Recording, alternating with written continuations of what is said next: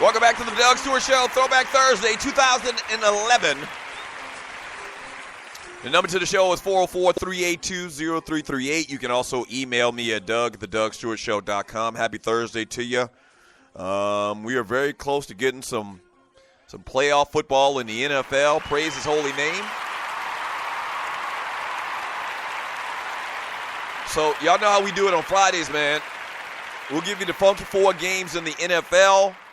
And we only have, outside of the national championship game, we only have one other game, the FCS championship, which is Saturday. I've been talking about little cousin Derek Rivers balling out for Youngstown State, taking on, is it James Madison? That's the only college game Saturday until they play the national championship. So we got football coming up this weekend in the NFL. Speaking of the NFL, Jim Caldwell, who has said repeatedly over the past weeks that the conversation shouldn't be about him amid questions about his job status, will return as coach of the Detroit Lions next season, the team announced. They made the playoffs 2 of the past 3 seasons. The last time that the Lions accomplished that was back in 1979 or 1977 to 1979. My question is, why was there even a question on whether this cat would keep his job? Oh, my bad. You know what it is. And listen, I'm not even a Caldwell fan. You remember, I really hated when he was with Indianapolis, and they had the opportunity to go undefeated. What was it? They had the opportunity to go undefeated, and he kind of like pulled the reins off. Just very emotionless, personality, man. Like I don't know. And I guess that's the demeanor you have to have, especially if you're a black coach in the NFL. They want you to act just so I don't know. What's the term I even need to try to use? Quiet. Meek. I don't know what it is, but that's what Jim Caldwell. I hated that. They had an opportunity at greatness, at achieving something great at the time, and going undefeated in the regular season, which the only other team that had done that, I think, with that record, well, obviously the 72 Dolphins did it, but then the Patriots did it. And then they lost in the Super Bowl, but they were cheating the entire year anyway.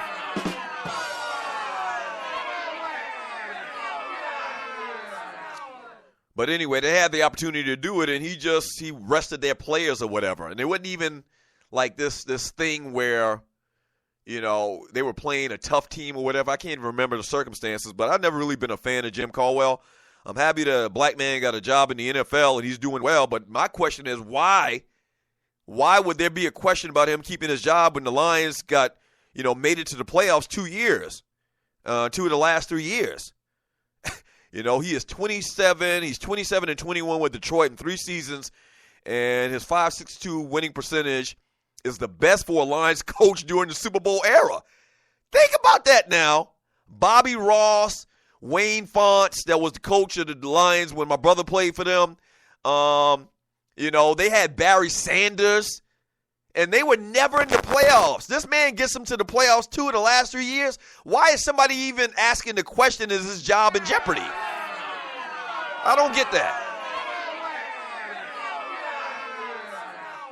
Here's a quote after it was announced from the team that he was going to keep his job. He says, I quote, I want to say, obviously, I'm appreciative, thankful, Caldwell said Wednesday.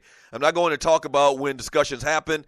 If there were discussions, I'm not going to talk about status of our staff or whatever that might be because, as I said yesterday, the focus is still on the team. It's about getting our guys ready. Consummate professional. He is that.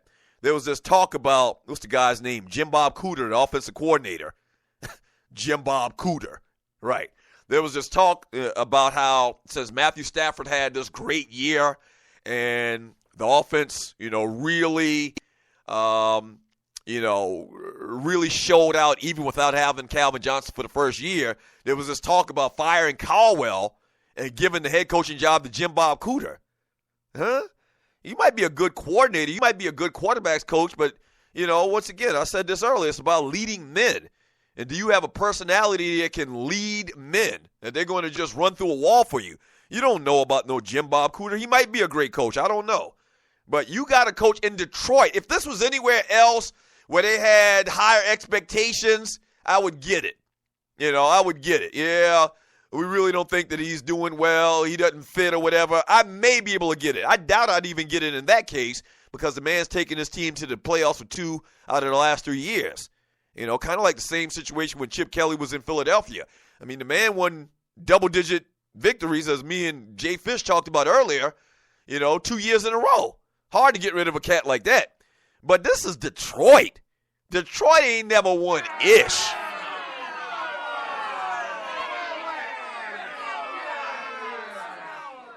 Yeah. It ain't all about, you got to have kind of like a medley of great qualities to be a head coach.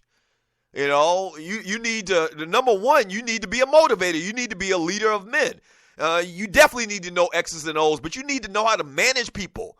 And that's one of the things they always said that Phil Jackson was great at, managing these big egos. I mean, Michael Jordan and Scottie Pippen and Shaq and Kobe. You really didn't do a lot. Didn't need to do a lot coaching-wise. You had the best players that ever walked the face of the earth. Just don't mess it up. And, Chip Kelly, he gets an X in that category. And Jim Caldwell, so far, so far the man's won. In relative terms to Detroit, the man has won. I think that's a stupid-ass question to even ask.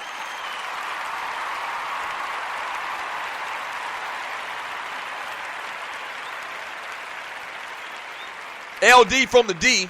Okay, see, we get some boots on the ground in Detroit. LD from the D in the chat room on Spreaker.com says, Doug, they think he can't coach. They hate his clock management and his condescending tone with the media. But the owner, Martha Firestone Ford, and the players love him. Okay. Yeah, I love to hear that type of perspective from somebody from that particular city, from T-Dub, trying to give Caldwell the job, or Cooter. He misspelled it. He's trying to give Cooter the job over Caldwell just like they did Lovey in Tampa. Exact same situation, sounds like to me.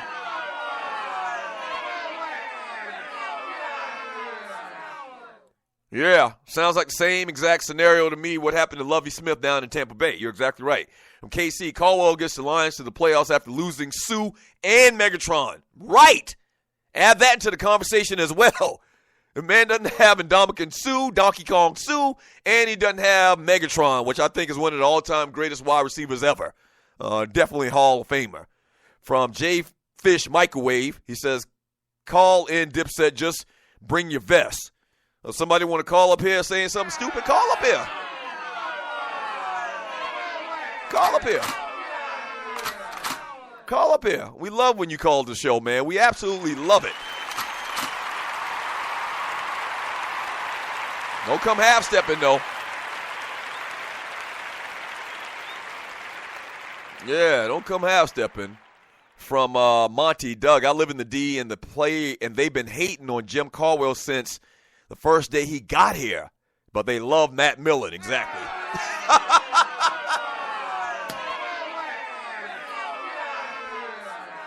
I might need to put together an all-time quick list of bad coaches in the NFL that, quote-unquote, the media and fans loved. On that list would be Jeff Fisher, just off the top of my head. Jeff Fisher, I'm writing this down. Matt Millen. Matt Millen kept his job. He wasn't even a coach. He was a GM, but I understand what you're saying. Matt Millen, let's just say football people. So Jeff Fisher, Matt Millen. Give me somebody else, man, because that would definitely be a long list. Yeah, I mean, whatever. You get opportunity after opportunity after opportunity. Brother, win 10 games. They're trying to get his ass out the door. What was the name of the coach, the black coach at Green Bay? And I can't remember his name right now. Short dude looking, had a mustache. But they got rid of his ass where the cats get 2, 3, 4, 5 opportunities like Rex Ryan. Rex Ryan, let's add his ass to the list as well. I'm writing this down. Well, Rex Ryan get 2, 3, 4, 5, 6, 7 opportunities. That coach at Green Bay, and somebody will tell me in the chat room, and you're listening to the Doug Stewart Show, that coach at Green Bay, man, you ain't seen that ninja in 20 years.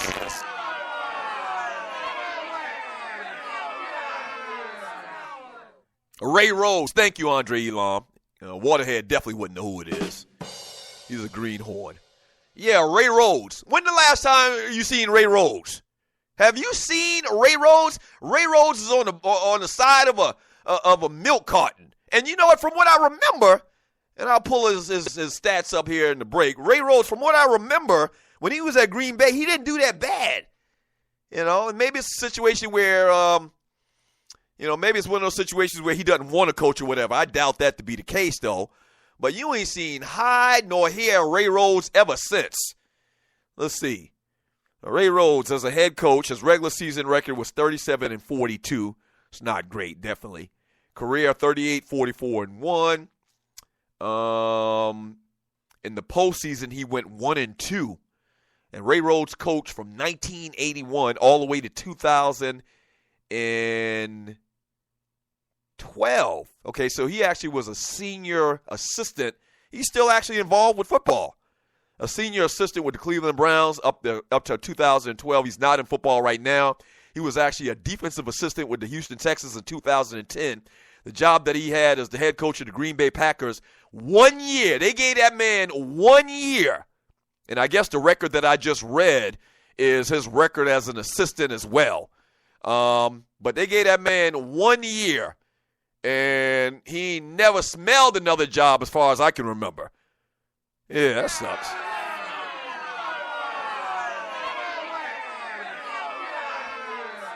He was 8-8 in Green Bay. Thank you, team broadcasting. He was 8-8 in Green Bay. Once again, as I just said for Chip Kelly, I give Chip Kelly the same respect as well. I don't think 1 year is enough for any damn team, period. Especially if you are a real football guy. So it's crazy, man. But y'all know what it is.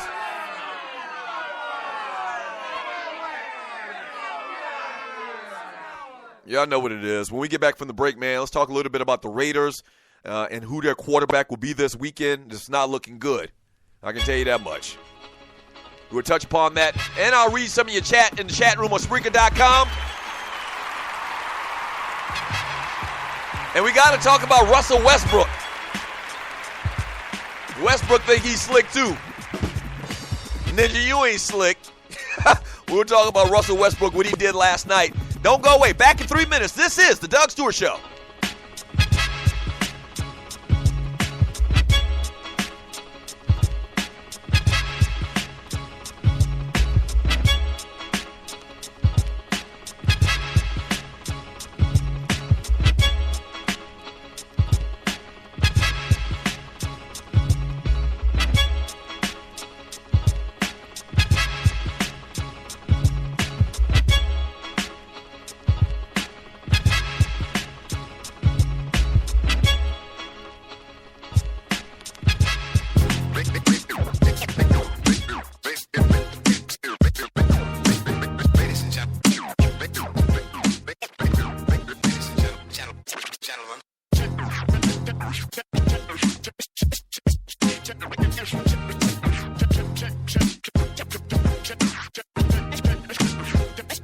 Check it out. From 10,000 lakes to the streets of the West Coast. From my birthplace to a single parent home, I roam from residence to residence in search for evidence, but found none but a fatherless son, trying to adapt to the crash that only just begun. Life is bittersweet, but I was left undone.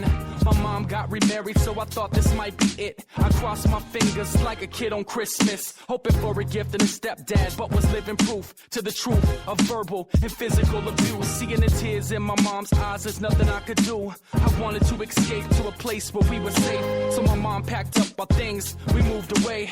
This is my story and it went this way. This is my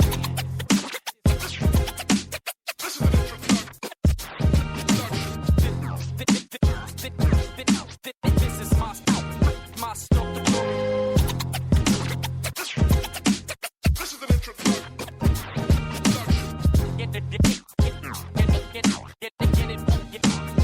This way. We moved back to Minnesota amongst family and friends. Through my adolescent years and in high school began. See, I was into sports from way back in the day. It was baseball, football when we lived in San Jose, but it changed to basketball with the quickness